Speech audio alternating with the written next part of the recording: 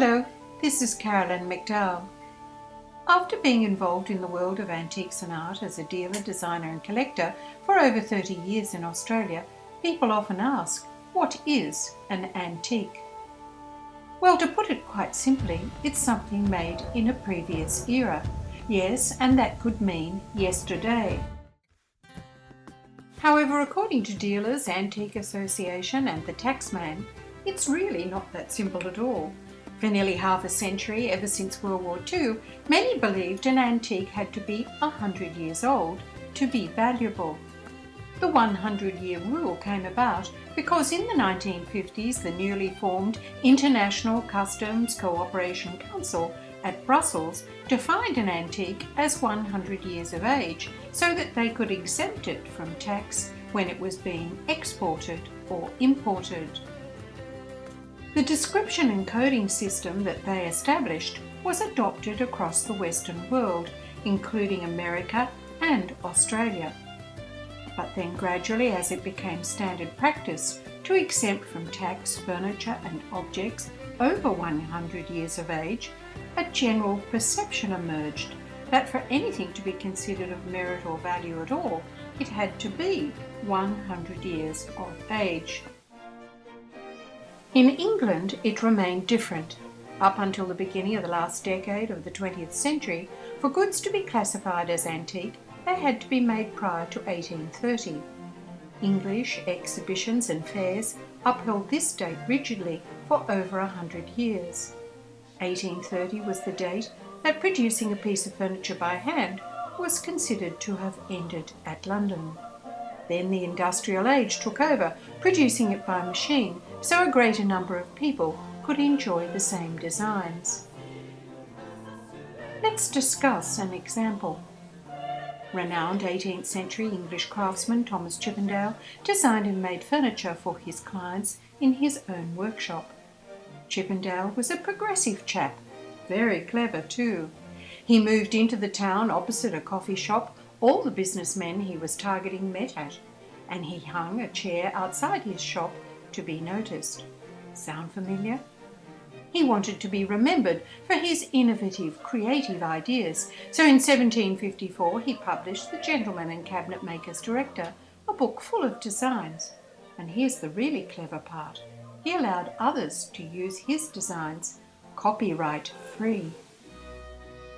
Today, Chippendale's designs have been copied or adapted for over 200 years. Lots of manufacturers and cabinet makers purchased his book, and since then literally millions of pieces of furniture have been made using his patents. In the late 19th century, the Chinese had a huge business manufacturing pieces designed by Chippendale, as well as the two other English drawing masters of the 18th and early 19th century, Thomas Sheraton and George Hepplewhite. They then shipped them back to England, to America and to Australia as part of the China trade. All these pieces, according to the Taxman and the 100-year rule, are now antique. But are they as valuable as those pieces made by Thomas Chippendale in his workshop?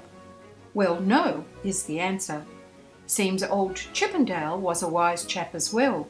With original documentation attached, his pieces are now worth millions of dollars. The rest are all graded down from that according to quality, age, and other considerations, and they can only be said to be in the style of Thomas Chippendale. In the last 20 years of the 20th century, the majority of examples of fine furniture and beautiful objects made prior to 1830 moved into museums or major collections because they reflected the evolution of humankind spiritually, socially, and culturally. So what happened next? Well, it's again really simple. In England, where the whole concept of antiques had been invented, they fell back on the 100-year rule because most of the baby boomer and X-generation customers coming along believed an antique was 100 years old. So how do you classify an antique in 2010? Has it changed yet again? According to the British Antique Dealers Association website, its members are still required to adhere to the 100-year rule. They call it the centenary date. However, if you're checking websites of other major international antiques associations, you'll probably search hard and not find a date mentioned. I didn't. So how do we proceed?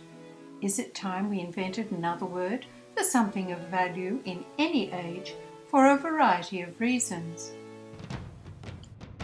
What about classic? That means of renowned excellence in any era. But lots of people perceive classic as being boring.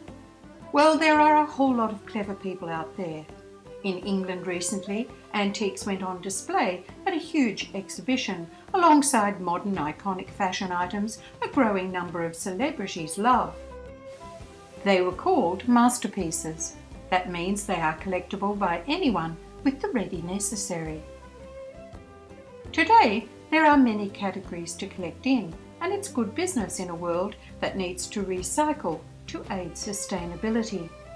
Collecting is often misrepresented as being the hobby of only a select few or the rich and famous.